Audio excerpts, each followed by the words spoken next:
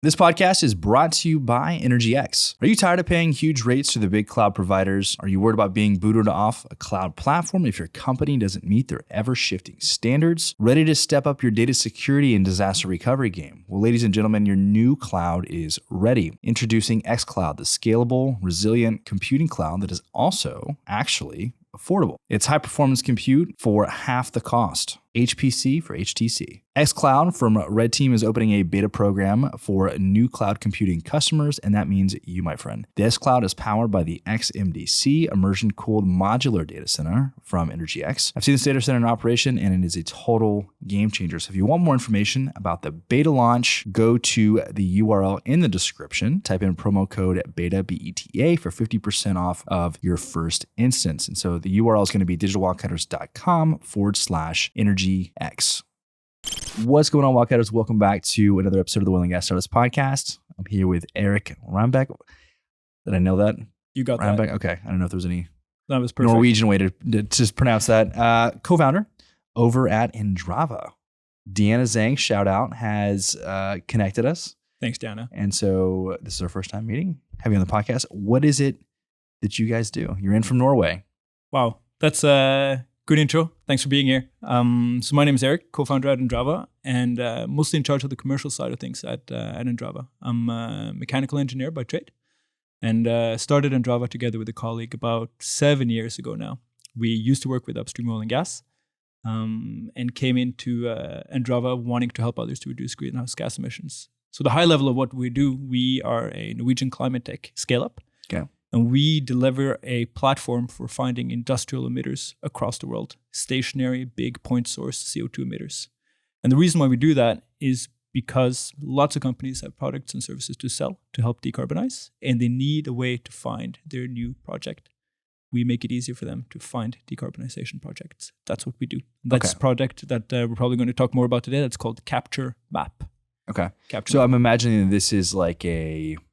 I don't know if are you familiar with like Enverus? Used to be drilling info back in the day. Yeah, I think so, yeah. Okay, so like market intelligence platform, right? So we pull in like production data and like permits, and everybody uses that. Like you have to have it at an oil and gas company here in the States. Yeah. Like you can't operate really without it. So I would imagine that this is probably similar, but just for the large industrial emitters, for those companies that are either in the I'd probably imagine it would be the detection, probably the quantification, obviously, remediation, things like that. Anything?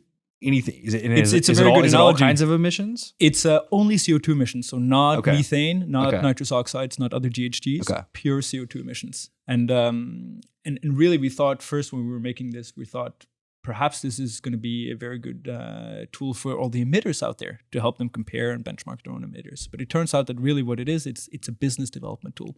It helps all those companies that have either a product or service to sell to try to figure out what is the market potential out there for the types of things that I want to sell, and what are the companies that I should go after to help me sell those. So it's company specific, right? So I log in, right, and I've got some amazing technology, right? And I'm like, but these are my clients. Yep. And it's like is it like, hey, at a company level, at this particular site, they're emitting X? Exactly. Yeah. Okay. So think of it a little bit as a Google Maps, but for industrial emitters. So let's say you're looking at you have an amazing capture technology for cement plants across the world, and you know the 2 or 3 cement plants that are in your backyard. Most companies do.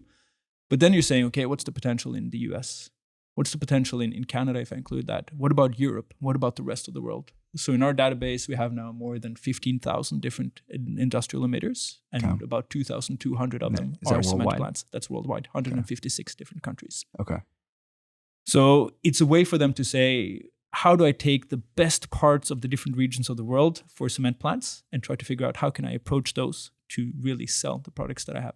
Services How that I have. difficult is it to consolidate and probably normalize all of this information and then put it into like this database? I don't want you to give away the secret sauce, but it just sounds like that's an incredibly challenging task. I think the secret sauce we have is the other co-founder in the company, whose name is Valentin van den Busch, now called Van den Molden, because he just got married. Okay. Shout out to Valentin. And so I'm more in charge of the commercial side, and he's more in charge of the technical side. And what we ended up doing was we came across lots and lots and lots of different public data. And I'll get back to this public data in a second.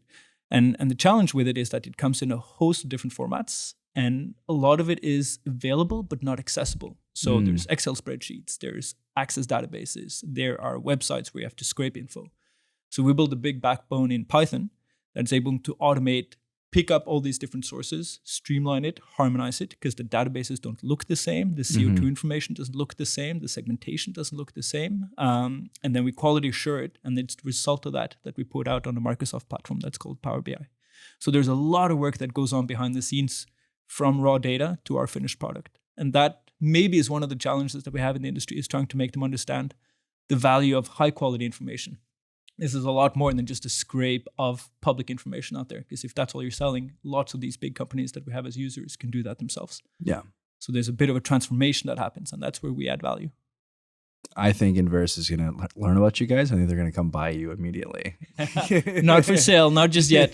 So, but we're always interested in talking to smart people. Yeah, absolutely. I want to know your backstory. So you said you come from upstream oil and gas. Did your co-founder come from upstream oil and gas as well? Exactly. So we met at DNV. So DNV is a Norwegian outfit that's been doing a lot of stuff in energy and the maritime segments across the world, about 150 years of history.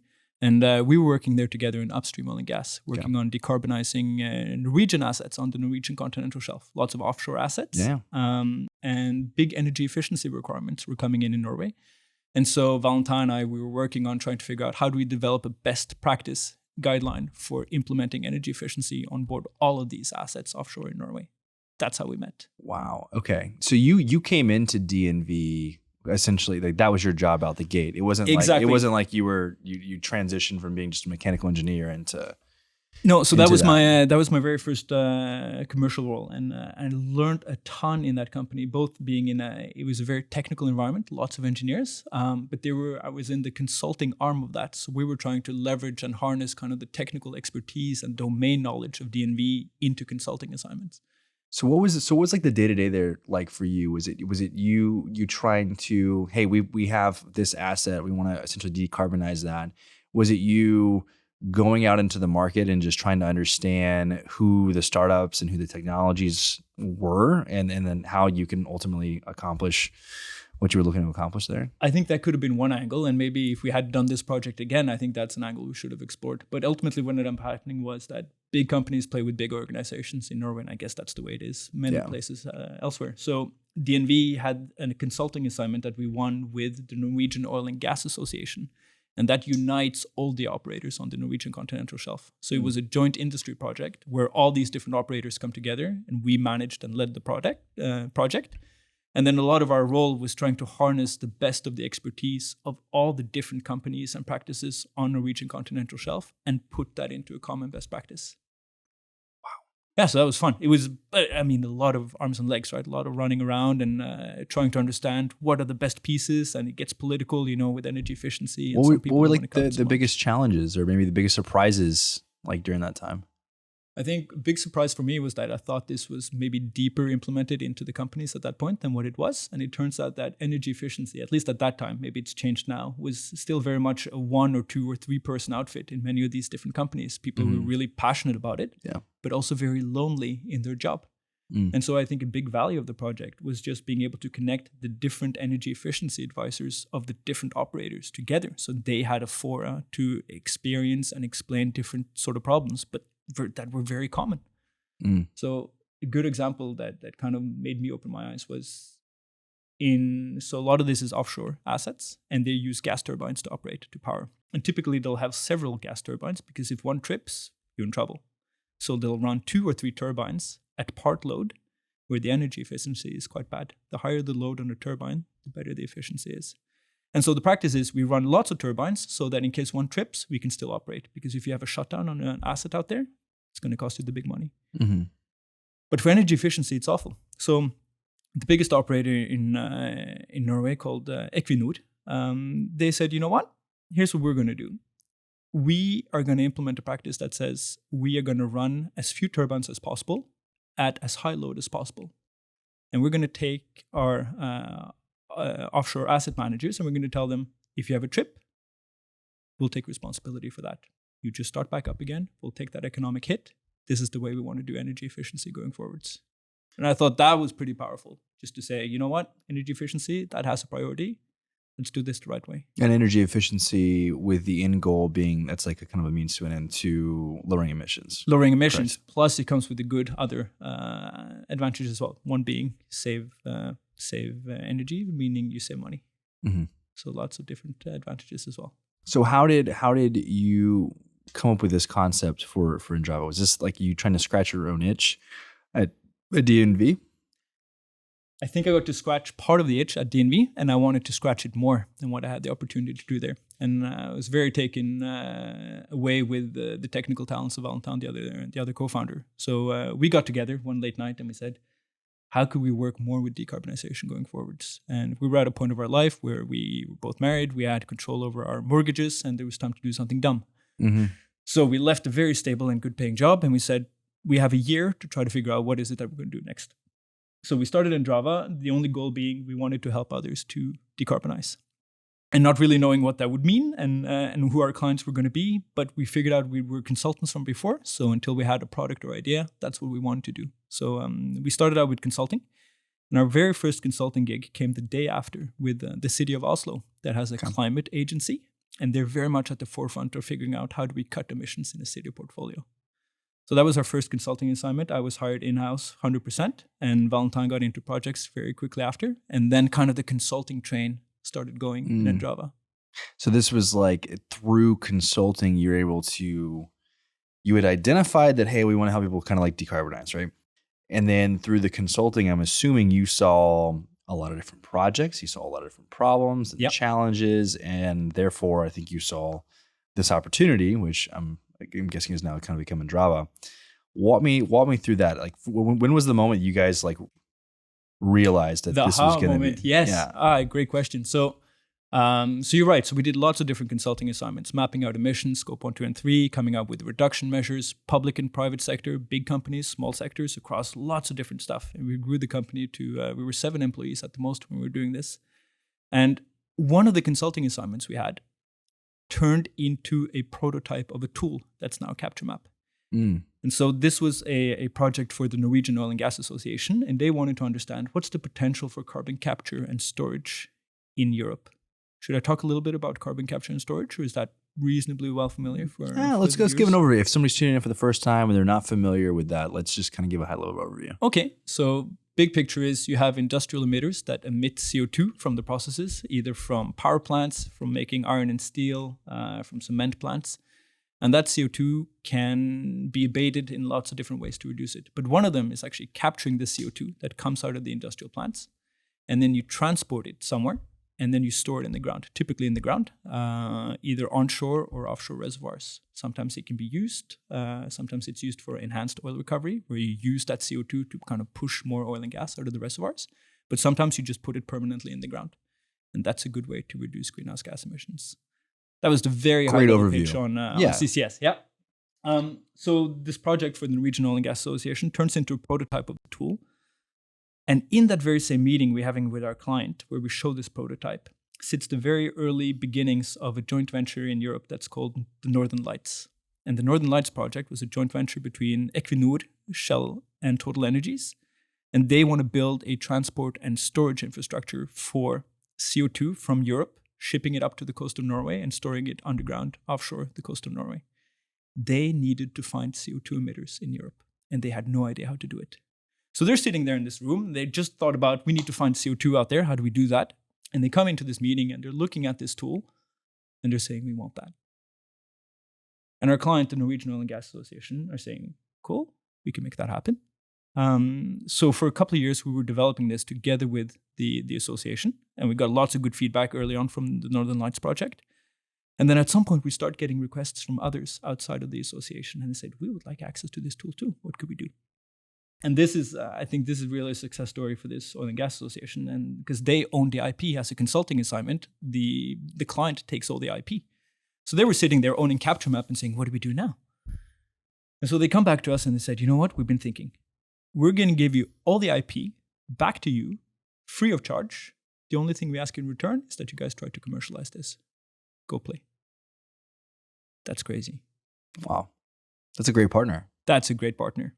So I blew our hats off. I don't think I've heard of anything similar. And I thought that was a very grand gesture of them. Yes, they weren't set up to be a software as a service company, fair enough. But to say this can have potential outside of our members on a global scale, that was pretty cool. So that was in 2020.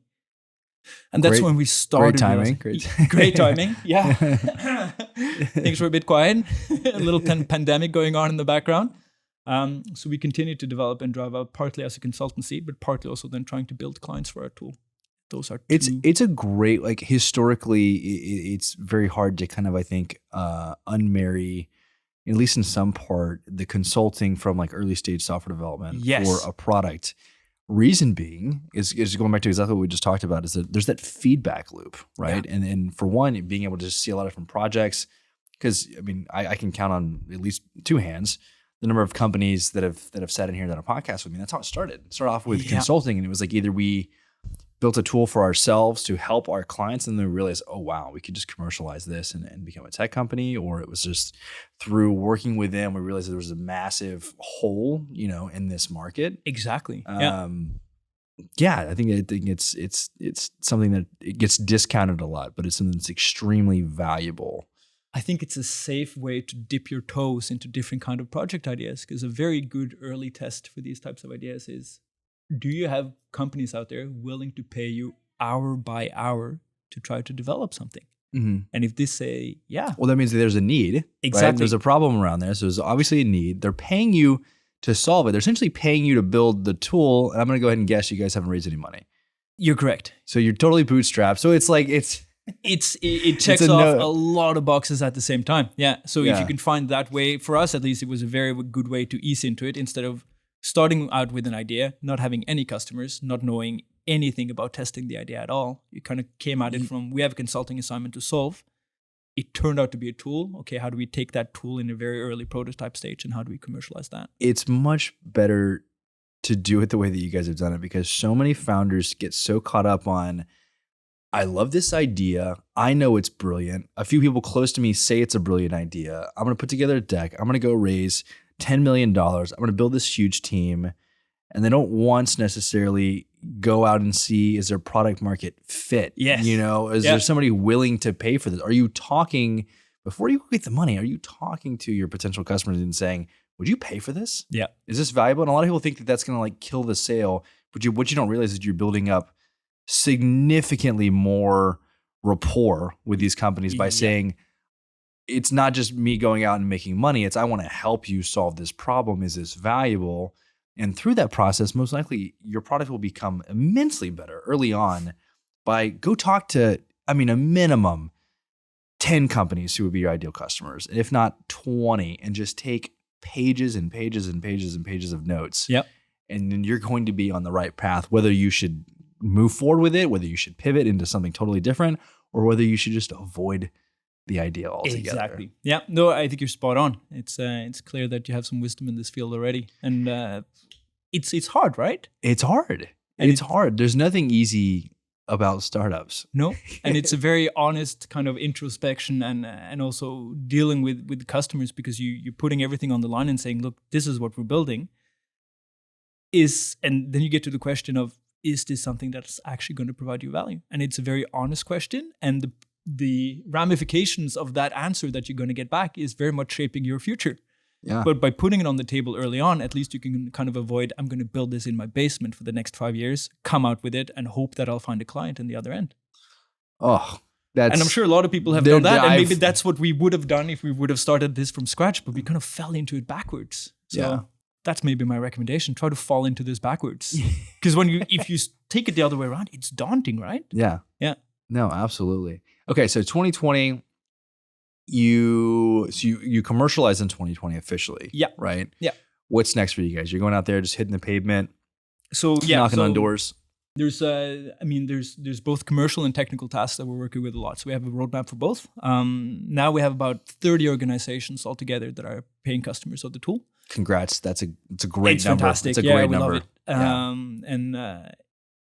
And kudos to the other co-founder for giving me a product that's good to sell out there. And it's good to go knocking on doors with a product that you believe in. Let's talk about the slight detour, and I want to pick back up where we left off. but you said products that I can sell. And this was something that we've talked about a lot. So we just did an energy tech night in Midland. Yes. And the guy that we had on stage, his name's Duke, and he'd been on the podcast, and they just had a successful exit, right? And one of the things that Colin called out in the interview, because before we had the presentations, we like to have one interview of like hopefully somebody who's like recently got acquired, a good success story for the community, right?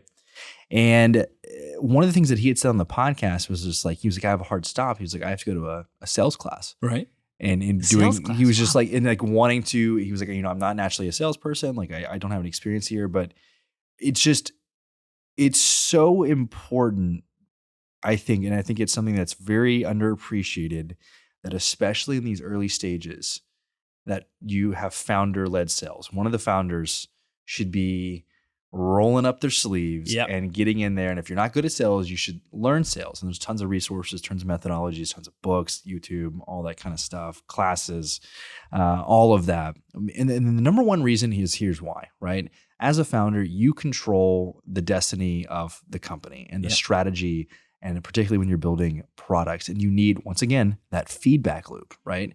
And so if you're going and pitching something, right, and you're realizing that it's not landing or there's something else, like you can take that conversation where you want, and then that can materialize into you changing the product, right? And you get it directly in your face. Exactly. As opposed to, and I've seen this, the founders who avoid founder-led sales and they immediately hire a sales team, right?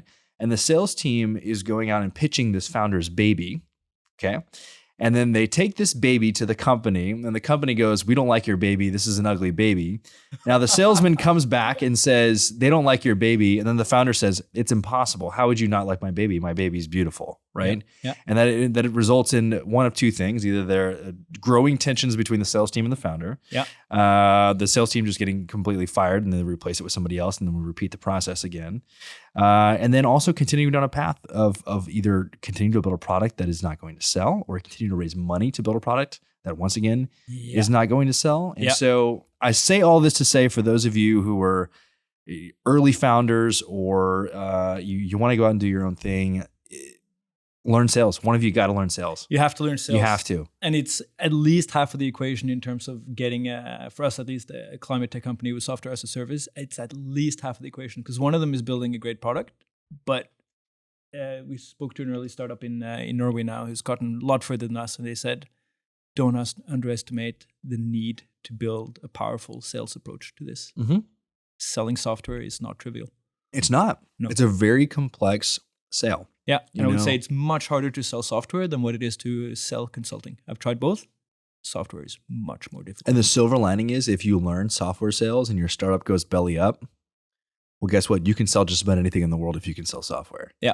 It's the longest sales cycles. There's a billion. It's pain. Yeah. There's a billion champions you have to win over. You could have one person in IT that just kills the entire thing. Like, there's just so much that goes into that. It's a book idea for later, I feel, software sales. I'm sure somebody's written that again and again and time over. And if there are books like that out there, please give a shout out to me. I'd love to read some, because I'm sure I've made most of the mistakes in that book already, and I'm sure there's more to come. Hey, that's part of it though. Yeah. I mean, startup life in general, right? It's like the path to success is paved with the failures of you just it's literally no way around it. And the path forward is not linear either. It's all over the place, and just being able to survive. Sometimes it's just like wrestling a bear, you just got to hold on for dear life and hope it ends up, works out in the end. Hope it ends up well. You know what I mean? So, all right. So back to your story. I just want to take a little detour there for a second. No, but that was a brilliant detour. And I think it makes sense for the others who are listening to this also to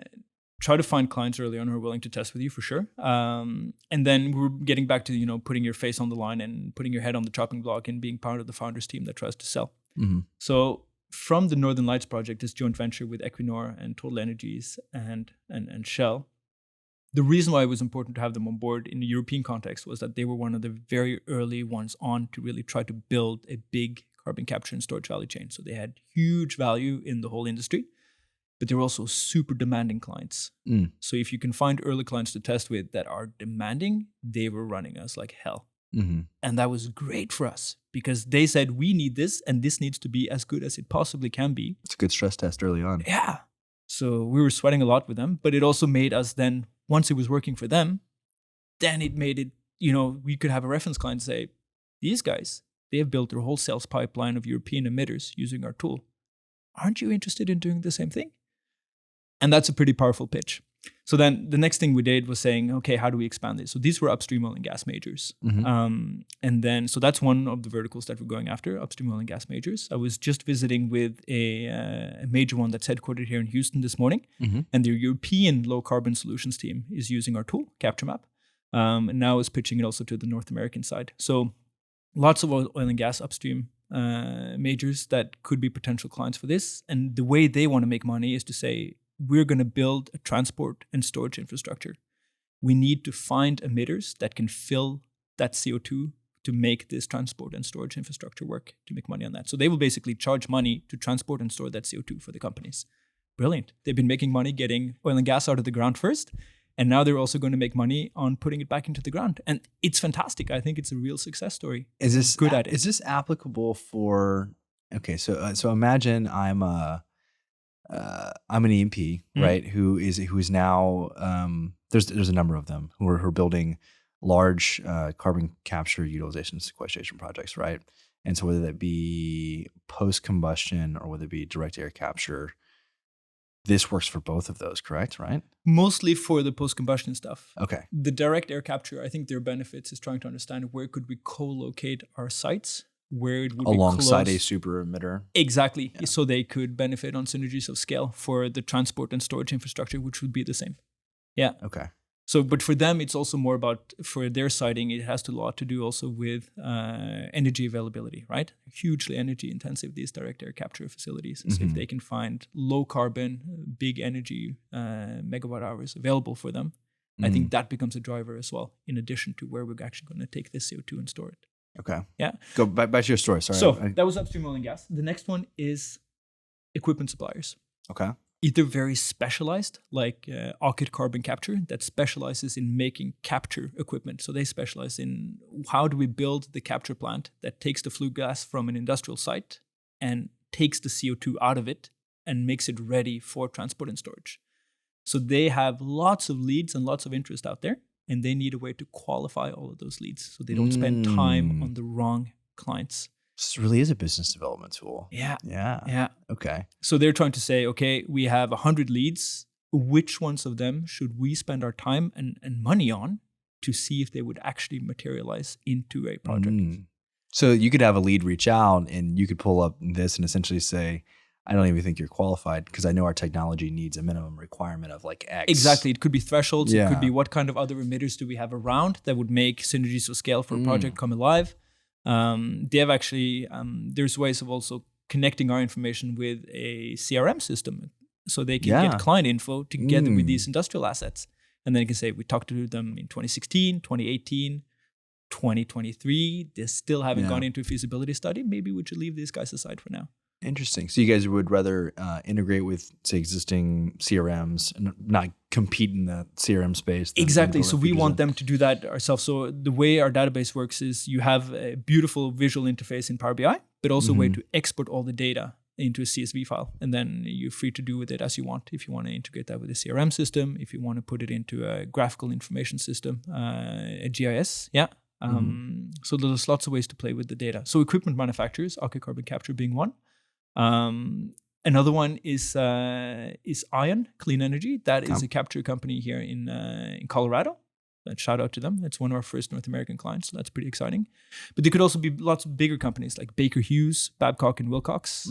And they're trying to figure out how can we sell our decarbonization equipment to lots of these different industrial actors. So it's an industry database for them. Basically 15,000 clients across the world that at some point are going to need their help.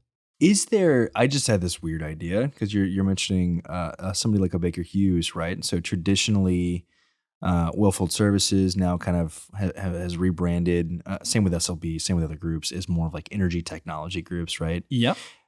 Is there anybody out there that is like the equivalent of like that services group, but specifically for like decarbonization, to where maybe they're going out and just making a lot of acquisitions of like all these various technologies, and then they're like this essentially powerhouse of like, no matter how you've got emissions, we can kind of like tackle. Is there any groups out there that are like currently doing that, or? I think that's something that you and I should look into next. I think we should do it. Yeah, I think there's going to be need for that, and to be kind of offering the whole gamut of decarbonization services and products. Yeah, I would imagine you could couple that with a great consulting practice. Yeah, right. It's like that's how you start off, and you engage, and then from that you've got a portfolio of just companies that you've just kind of bought over time, and you start to deploy that. Yeah, I'm surprised nobody's done it yet. To be honest with you. Idea with as many technologies there are.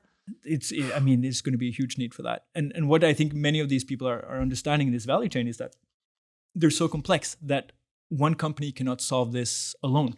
Mm-hmm. Like the likes of Total Energies, like we knew, they're still going to need a capture provider because they don't have capture tech in-house. They're going to need a transport provider because they haven't built liquefied CO2 ships before. And so it involves a lot of different stakeholders across these value chains. And that means it's complex. But if you could have one guy who solves everything, or girl, that could be a pretty neat idea for a company. Let's talk about that next year. Yeah. So I know you said you met with a group here in Houston. Is that what you were in Houston for? Or were you guys in here for someone else? So there's two things going on. One of them is trying to understand more of how can we get feet on the ground in the North American market. So most of our clients now, they'll have North American presence, but typically it's their European arms that are using us. Okay. And so we're trying to figure out what would it take to establish something happening in North America. There's a great CCUS and hydrogen expo happening tomorrow and Thursday. So we're going to be there, walk around with lots of our existing, but also new clients. And try to understand, do they have the same need that we see in the European market for our tool? The hypothesis is yes. Yeah. So how I'm curious. There's two things you said. You were like, for one, is it always this hot in Houston? And I was like, in the summer, unfortunately, it's terrible. And so you were like, well, I guess you just have to drive everywhere. And that's just kind of like the nature of like Texas in particular. Like you have to own a vehicle. Yes. Unless you absolutely live in the city, but most things really aren't even in the city. It's like, Houston is 2 hours from Houston. I can drive 2 hours and I'm still in the city. That resonates very well with me. Yeah. Yeah. So, but I'm curious about I've never done business in Norway before, and or really in Europe. We've interfaced with a bunch of people on the podcast and stuff. But like, what has your experience been coming to the States, and like how is business done differently? Like, what's surprising? All that kind of stuff. I think I was talking earlier today with a institutional VC from one of the old majors. And what struck me after the conversation with her was that I don't know if this is used in particular, whether this is an American thing or a North American thing, but you are much more open-minded and interested in connecting people than my experience is in the Norwegian space. And it could be that I haven't explored the Norwegian space enough, but you need a little bit of a door opener. So we had the good fortune of working with somebody that we met last year and who was able to provide us lots of interesting door openings here. And that helps a lot. But that being said, from there on in, I have been positively really blown away about how open people are, you included, in fact, how quick it was to say, this is interesting, let's get together and see if there are areas of mutual interest. Well, it really helped that Deanna sent the email. She was like, hey, can I introduce you to these guys? I looked you guys up really quick. I was like, looks interesting. If you're referring them to me, I know it's like the truth. If anybody could need help in this space to connect people, then I would put 10 gold stars next to Deanna's name. Yeah, no, she's phenomenal. Deanna, we're just going to keep singing your praises the rest of this podcast. I'm sending chocolate. Yeah. And so, but that's like the whole nature. I hit it. That's a feature. That's it's a feature, not a bug. There we go. Like it. There you go. I got tested. I got leveled down a little bit. That was good. Do you have a button on your side where you could just magically reduce the chair? I wish I did. I wish I could just magically just continually lower you as you're talking. For those who are just listening, his chair just reclined. But I'm back now. We're back to normal. No, that's like the very nature. From what I think, it's a very. Is it a culture thing? It's a culture thing. I think it's a very Texas thing. I think it's probably an American thing. Definitely a Texas thing. Definitely an oil and gas thing. Where the community is like just very close knit, and obviously that's like what we do is it's like just connecting people, whether it's through podcasts, whether it's through I can tell you it's video working. And events. And it gives a really, really good positive impression. So if people are looking at where should I start establishing myself in this world, and they could spin the globe and put their fingers someplace, if it's in the industry sector, energy industry, that combination, and now also with decarbonization, come here. Yeah, absolutely, man. It's the startup scene generally. I would say, let's just speak to Houston specifically. I mean, is totally transformed. It was like non-existent when I came to Houston. And that was my image as well. Stereotypically very conservative, kind of closed doors everywhere. But we had like one little co-working space that was in like East Downtown, and they would do like pitch days, and you have like a few VCs do like a live Shark Tank, and there's a lot of people there. But it was like a lot of people was like 100. Back then. It just I think over time startups have just become more popular. I think the barriers to entry have become lower. Technologically. I think just more resources. I think a lot of people envy places like Silicon Valley and New York from a perspective of like just being known for innovation, right? And so there's been a lot of initiatives that the city has led, some successful, some not. When government gets involved in anything, they typically run it. But I think the Rice University, I think, has played a huge part in kind of innovation and through they have an entrepreneurship program. They've done some public event. Even if you didn't go to Rice, they have like a business plan competition. They have an energy kind of tech event that I had pitched at years ago. Wow, cool. And then they essentially footed the bill for this new ion district. So there was a historical building here that was vacant. It was a Sears building. I don't know if you guys have Sears in Europe or not. It was an old department store where you could go in. Right, we don't have Sears, but I know the concept. You buy anything. They had everything there, right? Everything there, right? And it was like the most American thing back in the day. Well, they never destroyed the building, and it was just like vacant. And so they wanted to turn that into what is now like the building is the ion, and then the broader acreage is the ion district where they're trying to like Chevron has an office there. Some of the other groups, like particularly the VC groups, corporate venture capital groups, have offices there to interface with a lot of the startups. Obviously, there's co-working. I'm going to meet with one of them later this week, actually, at the ion. So there's there's things like that, and obviously like the early rise of like WeWork and co-work. Like it's just kind of like there's just more places to work, and there's more resources, and there's now accelerators, and then like there's you feel it's like a snowball that's rolling. It's snowballed. It's snowballed definitely. Even I mean the energy tech community I think was practically non-existent 5 years ago, 6 years ago. Wow. Shamelessly I'll say I think we played a pretty big part in like bringing the community together. But I think it is part of a bigger movement that is kind of happening with people wanting to get into people who want to be startup masochists and subject themselves coming to this. From a very outside perspective. I mean, it's a long swim from Norway and coming across here, but just the 2 days that I've been here so far, I really feel it. Yeah, so it's working. Yeah, it's chugging along. How's the startup scene in Norway? I think it's grown a lot over the last few years. We never really considered us a startup in the sense that, we were feet running on the ground the first day when we had our consulting project. So we didn't go the round of, trying to create a product or a service and then trying to find funding for it and having to pitch to a lot of different investors. We kind of just let's try to generate some cash flow and take it from there. And so we evolved in a slightly different way. But from what I'm understanding, there's lots of initiatives now. There's good funding available. And there's smart people, and there's people who are very connected to what Norway and the Nordics do well, right? Which is nature, understanding how we align with the values of the surroundings that we live in.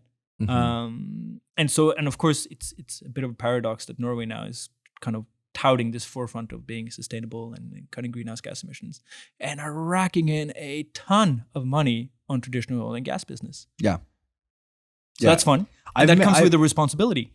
I've met a bunch of Norwegians just kind of through energy tech, and I think it was you had mentioned everybody kind of works with Equinor, and it's kind of like welcome to the club. Yeah, and it seems which is great, right? That's a good reputation for them to have. A same common denominator with everybody that I've met from Norway is like they was through Equinor. Yeah, and they kind of brought him here, and then kind of did a kind of a dog and pony show, and introduced them to the other partners. And so shout out to Equinor. We've had a good relationship with them for a long time, and I think that they've they're not scared to try things. No, that's the number one thing. If I could say anything, the CVC group is very quick to at least hook you up with a paid pilot. And try some things, and they're not scared to fail. No, and if it doesn't work, it doesn't work. But I think that they've brought a lot of startups in. And I think they feel and they see this ability to also go outside their traditional upstream oil and gas business and say part of us needs to, or everything of us needs to transition over to some sort of sustainable energy company at some point, and we want to take the lead seat in that. Instead of having the rest of the industry shaping where Equinor goes, I think they say, we have the responsibility to take the lead on this. And they do. And part of that is being involved with startups at different stages and trying to understand how that can fit into where Equinor needs to go next. So they're doing lots of cool stuff on carbon capture and storage, but also really cool stuff on wind. So really big developer now in floating offshore wind, for example. Really? Which is a beautiful way to marry what is their it? What does it competence. float on? Is it a barge, or is it the same way that a rig offshore is? I mean, there's obviously there's a bunch of different mechanisms. Lots of different technologies, but semi-submersibles is one way. Okay, so you have like a big spar construction where a big part of it floats underneath water, and it uses that as a riding momentum to actually keep the wind turbine upright. Yeah. And you can do that then in waters where it's too deep to have bottom fixed foundations. And Equinor is then using everything they know about offshore project development, which they know a lot about, and trying to say, how do we take that over to wind? That's beautiful. That is beautiful. So that's Equinor. Huge shout out to them. I wanted to mention Microsoft if we can continue giving shout outs to people. So last year, this goes back to the story of Endrava and how we developed as a company. Last year in March, we got a call from Microsoft, and we're using a Microsoft platform called Power BI to visualize our data.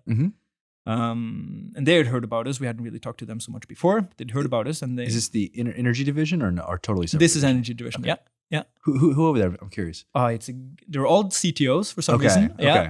So one of them was he's no longer with the company. His name is Rana Shazam, and he is a Norwegian who's been very instrumental. But over here, it's been a guy named Kadri Ume who's been very involved. And basically, Microsoft was going to have a stand at CERAWeek last year. Okay. Yeah. And they called us up and they said, "We're going to have a stand at CERAWeek. We want you guys to come."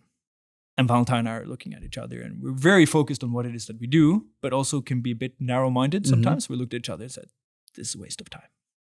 So we said, "This is a great offer, but thank you no much. We're not interested." Hung up. For context, this is like the event that like all of the executives at like every energy company in the world go to. Basically, typically naive Norwegian approach, right? Yeah, we do good at that. So, but they were tough. They called us again and they said, "Guys, you don't know what you're missing. Come over." And actually, we declined them a second time until the third time. You played hard to get. We played really hard to get. It's something that I should have learned in high school. I didn't, but I understand now. And so the third time they called, we said, "Fine, we're going over." And that became kind of the catalyst and the really defining moment for when we came over to CERAWeek. The amount of feedback and stimulating conversations we had around our tool was the drop that we needed to say we need to pivot. So we talked about Endrava as a consulting company and we talked about this tool that we had. Nobody wanted to hear about our consulting stuff. And they're like, "Tell us more about the tool. Where does the data come from? Who are your clients? How do you see the scaling going forwards? What's the impact?" And then we started looking at, some of the clients we're working with in Norway in terms of impact in tons of CO2, and then the 16 gigatons that we have in our tool. And we're like, yeah, it's a different world. So then we came back and Valentine and I had a hard and long conversation where we stared deep into each other's eyes. It was quite romantic. And then we said we need to pivot. Yeah. And then we pivoted basically overnight. And that was brutal. And sometimes that's we've pivoted at least a few times, like hard pivots on things. But it's like when you know, it's like, it's never just like, I don't know if we need to pivot. It's like, oh no, it needs to happen. It needs to happen. And this is like, we need to totally change the trajectory of the company. And the longer you postpone that, the more it's going to hurt. Yeah. It's a bit like taking that Band-Aid off. Yeah. And even on things where we invested ridiculous amounts of time and resources and money into something, and you're like, I don't know. I think it's one thing that me and Colin have been really good at is just like, cut our losses. We're pivoting. Like we were so focused on whatever the opportunity that it's like ahead of us. I don't care if I've spent a year building something, and if it's not going to work or for whatever reason, you're not attached to it in the same way. There's like literally no emotional attachment to like any of that anymore. That's excellent. We could learn that. That's I think that for us just comes out of just, I don't know, a decade of startup experience. Is it survival instinct? I don't get emotionally attached to anything anymore. No. It's purely just based on market feedback. And how you combine that with not being so emotionally attached, but still very passionate, right? Because you need that passion to be able to build something that's great. Mm-hmm. But then also having the courage and the wisdom to say, you know what? We tried this.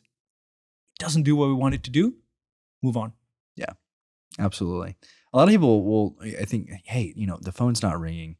All right, well, why? Yeah. Over long periods of time, if it's not ringing, it's like, well, maybe your marketing and your messaging and the content that you're putting out is not resonating, or it could be the product itself, right? If the product itself is not selling, go back to the drawing board. Go talk to the people. Get feedback. There's a lot of people who are very, very stubborn. Yeah. That could learn a lot from just asking more questions. Yeah. From potential customers. No, I think it's right on. So that's what we did. We came home and we had a very serious conversation with the employees in our company, and we said we want to pivot. We want to do it very quick. We were not the best at selling this idea to them. Mm-hmm. And so it ended up with us agreeing to go different ways. Yeah, the employees, and that was brutal as well. And it went quick. And at the end of the day, I mean, they were super smart people. Maybe not the fit for exactly what we wanted to do going forwards. And I'm not sure if we would have been financially survivable, because at the time we didn't have the cash flow in this tool to be able to survive the transition. Yeah. They were super talented, so they got picked up overnight in other companies. So I'm very happy for them, and I very much respect them and the way that we came to an agreement with the employees. So big shout out to them as well. And but that was part of the adventure, right? And say we need to turn this ship 90 degrees around, and we need to do it on a dime. And that's what we did. And then now we're back to the founders team. And it's good to have employees, and you can do a lot more with employees. It's also good to be a founders team. Yeah. You're in it in a different way. You're in it. When you're in it, you are in it. 100%. And so, and that's different. And I think there's big advantages to having employees too. But having a founders team that's very focused, I think Valentin and I spend most of our days figuring out what do we say no to. There's lots of different things we can do. There's a lot of wisdom in that, of not chasing every rabbit. Yes. Right. And then there's a lot of power in just no, right? And being focused. I try to say no way more than I say yes to things, because it's very easy to find some new shiny object, but it takes you away from all the other things that you're currently working on. It can deviate you from long-term goals. And not to say that you should say no to every opportunity, right? But there's just I don't know, naturally. I've seen a lot of things. How do you say yes to the one that comes knocking on your door the Sarah week of last year, right? I try to talk myself out of anytime something new comes up, I'm like, I try to find 20 reasons why should I not do this? And if I can't come with 20 reasons why I shouldn't do it, then maybe it's something we should probably think about. And especially if it aligns with the long-term vision, which just kind of leads into my next question. What is you're here, you guys are crushing it. You've crushed the pivot. You're obviously here in the States looking to expand. What's next for you guys? That's another deep conversation I need to have with Valentin. But what we're lining up these days is we want to be very focused on what it is that we do, which is to be the best provider of high quality CO2 information on an asset level across the world. So I think one kind of milestone for us is if we can become that industry standard, that common language platform that all the different actors in the value chain are using to talk about the same objects.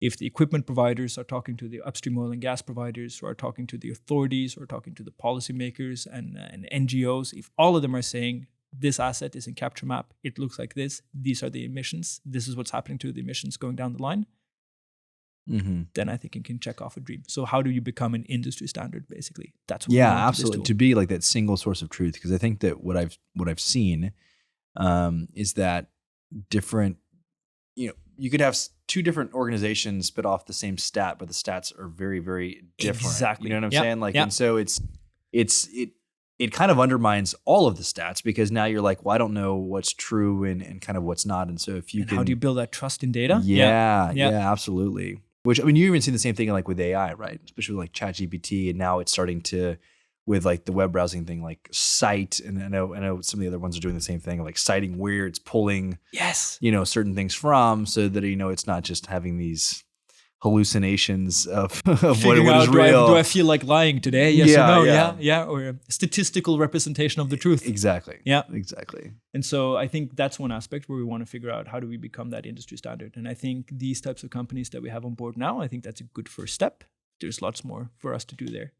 The second is trying to understand, how do we go from a historic perspective on trying to provide historic CO2 emissions? How can we take that crystal ball approach how could we engage the emitters to start giving us information into CaptureMap so that any given site can say, look, my corporate goals say that I need to decarbonize 50% in the next 7 years. I need help. How can that be flagged in CaptureMap so that it kind of says, this cement site right here needs to do something for the next 7 years? And it becomes an urgent call to action for all these solution providers to approach these. They don't necessarily know each other, so it needs to be kind of a meeting space. So that's a way to think about it. And the third is really trying to understand, could we make this a marketplace where somehow we could take a cut on the different solutions that are provided? Let's say we could monetize the tons of CO2 that are reduced. Let's say we took 0.1 cent per ton CO2 reduced from these different companies that have connected together. Now I'm thinking very out loud. These are just ideas that we have in our head. I think the industry standard is very defined. How to engage emitters is a challenge for us. We're not sure how to make the business case for that. But that marketplace is also something that's interesting to me. What over time, right? Let's just play this out, right? Let's say in the next 5 years, you've helped an enormous amount of these technology providers decarbonize these like super emitters. With the feedback of seeing how that's possibly affected over time, right? And actually worked. Could you, in theory, see the efficiency of different technologies and almost have like a ranking or a leaderboard of like, this is like for this type of thing, this is, and so now you can even go back to like, it is that marketplace, right? So even if it's a BD tool for the technology providers to identify, you go to the super emitters themselves, and if they are looking to solve that problem, right, you can say that this is possibly the most efficient technology for post-combustion or for direct air capture or for X. You know what I mean? No, it's a great example. So let's say you're a cement plant and you emit 1 million tons of CO2 per year, and you have 10 different capture projects happening around the world, and some of them are able to capture maybe 90% of the emissions, and some of them are maybe able to capture 40%. Then if I was a cement plant, I would be very interested in understanding, what did they do at that site that managed to get a 90% capture rate? And if we can then differentiate by technologies, that could be a very cool third-party way of showing the consequences of the different types of technologies that have been implemented. I'm simplifying because there's lots of ifs and buts in that, and money definitely comes into the equation. But it's a neat idea, to try to stack different technology solutions on top of each other and say which ones actually provide the best emission reduction. That could be kind of neat. I love it, man. It's obviously something that's extremely top of mind for all companies, particularly in oil and gas. It's something that's talked about across the board. Everybody wants to decarbonize operations as much as they possibly can, and it seems like you guys have, as you put it, stumbled upon this problem, and it seems like you guys have built a very great solution for that. And so, thank you. Thanks to Deanna once again for introducing us, and I appreciate you swinging by doing the podcast. And I hope this results in lots of new business. And welcome to Houston. I'm sorry it's hot. That's on next behalf time of all of us Houstonians, we hate it too. I'll try to bring some snow and ice over from Norway next time around. And thanks again, Deanna, for setting us up for this, and fantastic experience to be on this podcast. And absolutely. What's y'all's website? CaptureMap.no. NO is the Norwegian suffix for Norwegian companies. So CaptureMap in one word, CaptureMap.no. Awesome. And we'll put a link in the show notes so you guys can go check us out. Free trial you can get on the website to start playing around with the tool a little bit yourselves. And then if you're interested in more, don't be shy to reach out to us. Absolutely. You're on LinkedIn too? Absolutely. Okay, yeah. So reach out to him on LinkedIn. Guys, if you like the episode, I think I had a lot of fun on this one. This was great. Take 2 seconds, leave us a rating review, share with all your friends, your colleagues, and we'll catch you guys on the next episode.